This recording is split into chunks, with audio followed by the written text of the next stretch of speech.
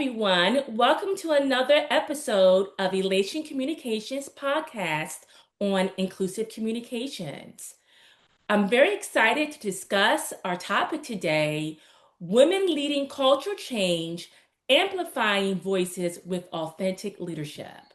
We're excited to feature women making dynamic change during this month of March as we celebrate Women's History. You can learn more about Elation Communications by visiting elationcommunications.com.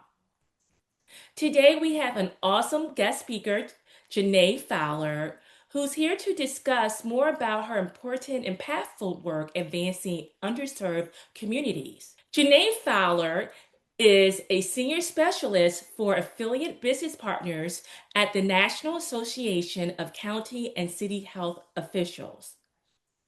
As a strategic partnership and community engagement professional, she has strong background in public health and nonprofit leadership.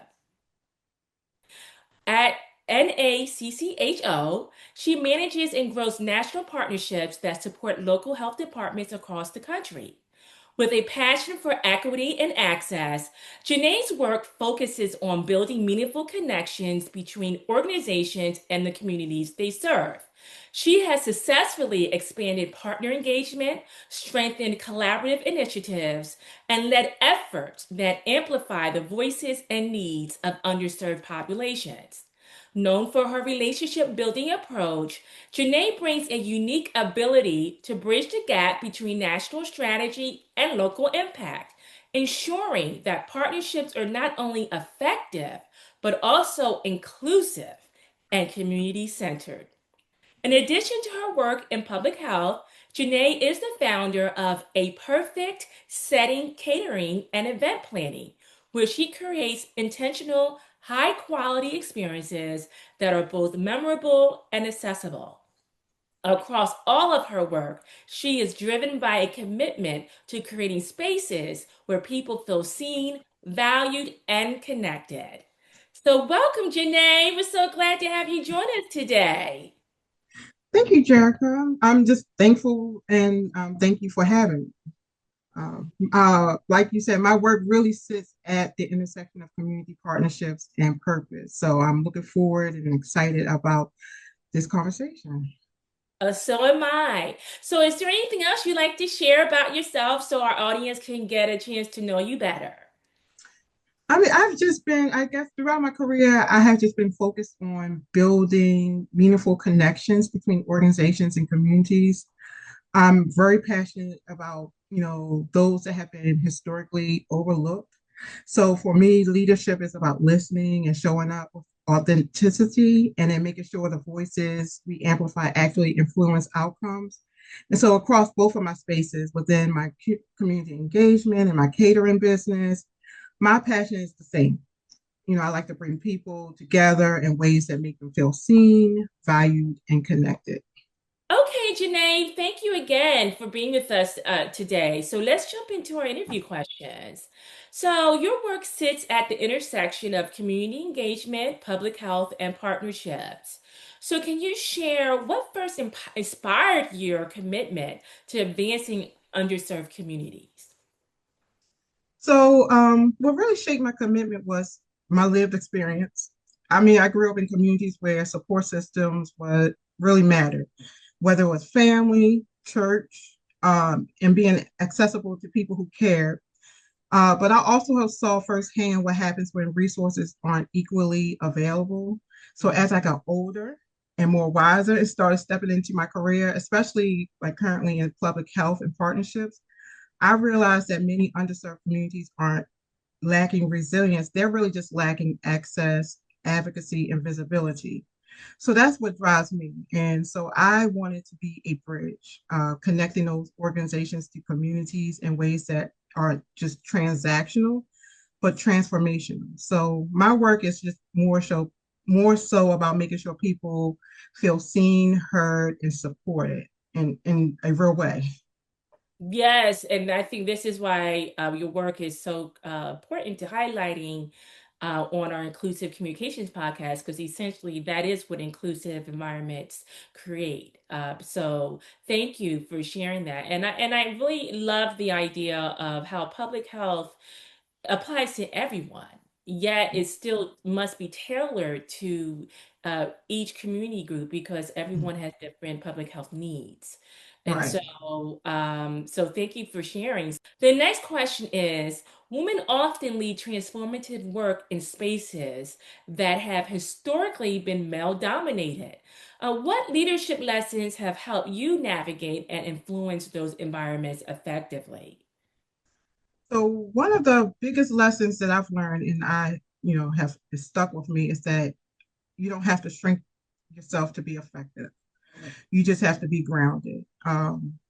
Early on, I thought leadership meant being the loudest in the room, but I've learned that influence actually comes from clarity, being confident, and being consistent, especially in aligning those in your values. So I have learned how important it is to speak up, even when it's uncomfortable, because that can be hard for me, and to trust my perspective. So, as a woman, especially in male dominant spaces, our voices can bring balance if you have empathy, and then also it can bring strategy in ways that are deeply needed. And so, honestly, I've learned in a way that feels authentic to me. I don't try to mirror someone else's style, but I own my own style. Hmm. Oh, I love that. And thank you for making that point. I mean, that really is where communication matters when you speak up and speak out when it's most difficult. That's really where leadership matters the most. And that really is why that term was coined, to speak truth to power, because oftentimes it's speaking up in environments where it's difficult and hard to address issues people may not want to hear. And so, thank you for um, emphasizing that that's a critical part of being a woman leader. So let's move on to the next question. Inclusive communication is central to the work we do at Elation Communications. Thus, we do this podcast. From your perspective, what does authentic inclusion look like when organizations engage with communities? So authentic inclusion, it goes beyond just inviting people to the table. So it's about valuing what they bring once they're at the table. So I just don't want to see, I want to be able to bring value to the table. It looks like organizations actively listening, not just checking a box off, but it also means engaging communities early in the process. So not only just after decisions have already been made. So all of this requires humility, being willing to say, and I'm good at saying this, we don't have all the answers, but we're here to learn and partner with you. So, being human. And at its core, authentic inclusion is about shared power. So when communities feel like co-creators instead of, participants, that's when real impact happens. I love that. JaNae, you said a mouthful. Okay, so let's slow down and dissect this a little bit. So, I mean, I just love your point that it's not always about having diverse faces in the room. It's about really listening and allowing their voice not only to be heard, but to be considered in the decision making process. And that is so critical. I mean, and that really is moving away from performative actions, just making it look like it's diverse. But in the end, leaders already had in mind how they're going to pursue this, no matter what the diverse voices, indicate. So that is very much insightful, and essentially goes back to, building trust, right, with these underserved communities in a way that you really are genuine and authentic, and you really do care and want to listen and apply the feedback that they share with you. And so that is really a big issue, I think, that you raise. And as a woman leader, is very, I want to say, indicative of our ability to be good listeners and to want to really solve that problem, as you're saying, working with those who are experiencing the problem. So you call them co-creators. Mhm. And that is really a big deal, I think. And really at the heart of that is building trust, right? Because if Right. you just go through the motions and say, oh, we had that conversation or these communication activities took place, but they don't really feel that they were the community doesn't feel reflected in the end. There really is no trust there then. So that is, thank you for very much for bringing that to light. Um, so many organizations want to amplify women's voices, but sometimes their efforts can feel performative, just like we're just the Mhm. point we're just raising. Even and that applies to even having women in the room and kind of, not really listening to the input that they share. What are practical ways leaders can ensure they are creating spaces for women's voices in meaningful and lasting ways? So I think people can feel the difference between being highlighted and being truly valued. It goes back to that what I was saying, like just being brought to the table, just to sit there to fill a space or to check off those boxes. One practical way to move beyond performative efforts is to ensure that women are not only visible but has some influence, influential to those conversations. That means including them in decision-making spaces, not just having them sit on panels or the campaigns. Another one is consistency, supporting women's voices year round. So, not just during specific movements, months, or initiatives. And then I think the last thing would be organizations need to invest in development and opportunity, provide mentorship, leadership pathways, and equitable access to resources because sometimes, we don't get all the same resources as our counterparts. So it's not just about giving women a platform, it's about making sure their voices, our voices, become shaped to have an outcome. I like that. I think that really speaks to developing a supportive system for women, as you're saying, that's an ongoing process or ongoing resource and access, so that it's not just during the month of March, as you, I think is what you're getting at.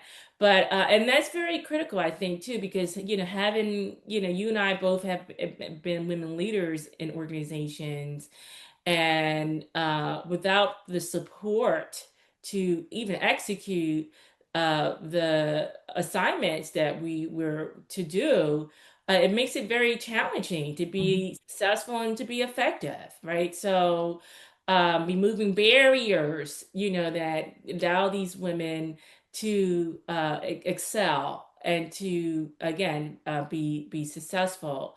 So, thank you for speaking on those areas.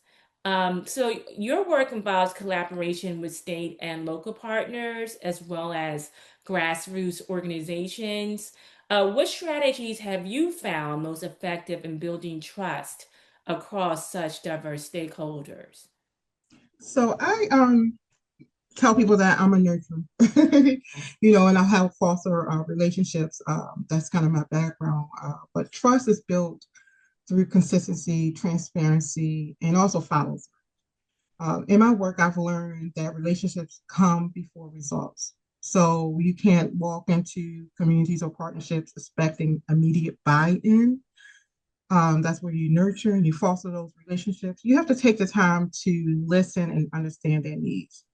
And that brings clear communication, which is key. So setting expectations, I'm always being honest about what's possible.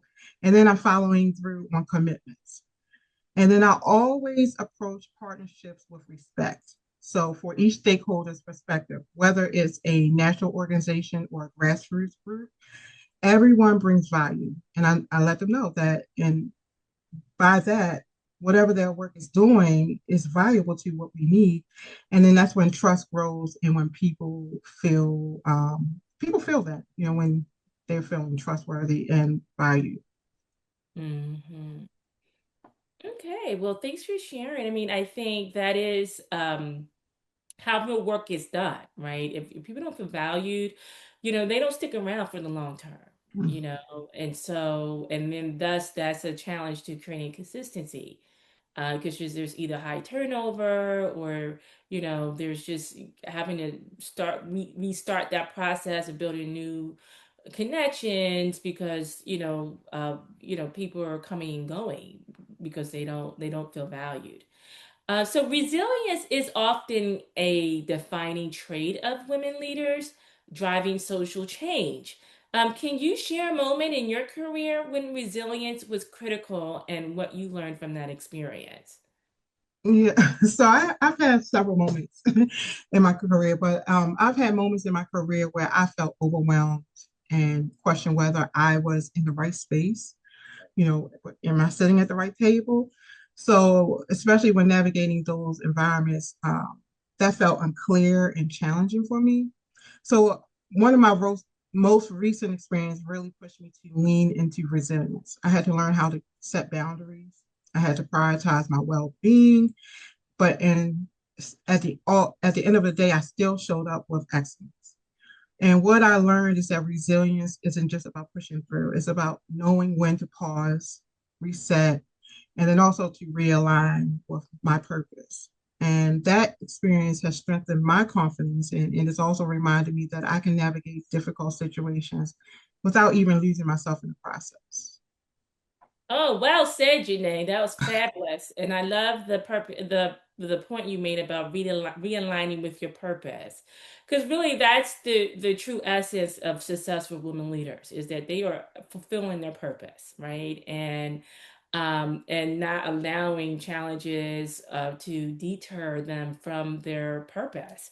And I mean, I think sometimes that's easier said than done. And so, thank you for sharing some practical tips that other women leaders listening could apply as of today, and those are real areas, especially um, managing your own well-being. I mean, that is so important to your continued success.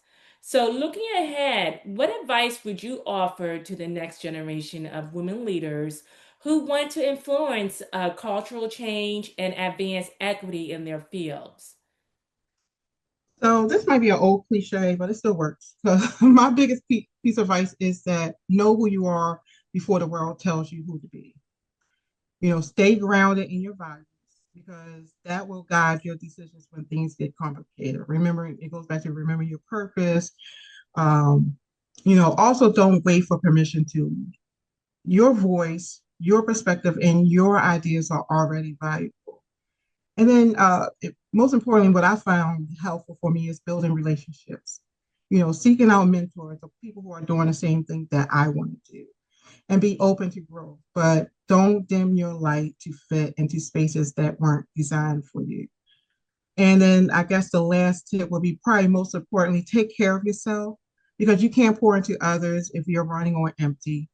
Leadership is a journey, um, and being able to, fulfill that journey, be sustainable matters. Um, and that's really all I can, that's my last, that's all I can think about. But that is what leads me and the advice that has taken me to where I'm at now. Well, that's a lot. You said a whole lot and a few words, and that's great words of wisdom, JaNae. Thanks for sharing that. And I mean, I think that requires a pause to really contemplate all that you said, and especially nowadays where um, as much as there's talk and rhetoric about being your own self, there really are not environments that accept you being yourself, right? And being living up to your own values. There's this peer pressure to be like the group, and so this is, I mean, you said so much, and all of it is so true. And so thank you for coming on today and For talk having about, me. yes, your experience about and essentially, a woman leading culture change starts with being an example of who you are is basically what I'm hearing you say. You have to stay true to who you are, your values, And through that you manifest to others really what will effective culture looks like, right? So you have to live by example. And so, thank you for bringing all these important points to light. Before we go, I want to go back because in the introduction, you mentioned that you're the founder of A Perfect Setting Catering Event Planning. So, Yeah. tell us a little bit more about that. So that started in 2009, just out of just a thought in my head. Just a thought in my head, and I was like, okay. And it goes back to I don't wait. As leaders, I don't wait. The time is now. So I just put it to paper, and I ran with it, and I built a business, and it became a business where I want to support people who want to have events, but maybe they don't have the celebrity money to have events. So I kind of show people how you can have, and I meet people where they're at. They can have exquisite events. I have grown the business to where I help in the communities where people who can't get to not only just catering, but for meal prepping for people who I have parents who are home and their children call me, can you cook for my mom? I don't have it. So I have grown a business to kind of support the community and support people who are in need. So it's not only just about catering and event planning, it's about just helping people because I love doing what I love to do. Oh, that's so wonderful, JaNae. You're a Yeah. woman of many talents. So Hmm. tell us in the audience how they might be able to stay in touch with you. Yeah, so you can find me on all social media platforms. On LinkedIn is by my name, JaNae Fowler. My business for catering is A Perfect Setting. So, I was on Instagram, Facebook. I'm on TikTok, but I'm also on LinkedIn as JaNae Fowler and Facebook as JaNae Fowler. So you can connect with me on social media. Okay, that's wonderful, JaNae. We're so glad that you joined us today, and we encourage you to continue to make a difference and build meaningful connections for underserved communities.